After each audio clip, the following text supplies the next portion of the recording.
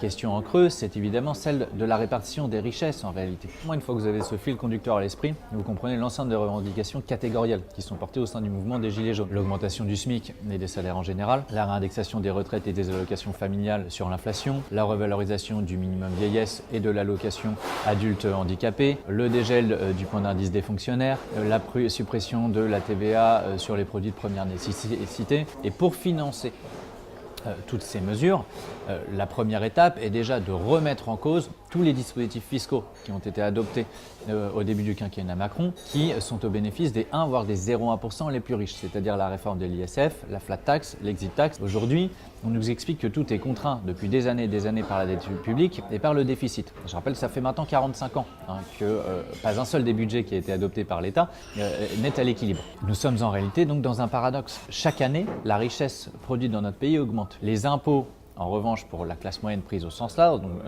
donc jusqu'au CSP+, eux ne baissent jamais. Et pour autant, on nous expliquerait donc que nous serions toujours en déficit. Mais la question se pose de savoir où va l'argent. Et l'argent, en réalité, va dans la poche des 1 voire des 0,1% les plus riches. Par le biais des dispositifs fiscaux au bénéfice des 1 ou 0,1%, par le biais des intérêts de la dette publique, c'est 40 milliards d'euros d'intérêts par an, et également par le biais de l'évasion fiscale qui coûte 80 à 100 milliards par an au pays.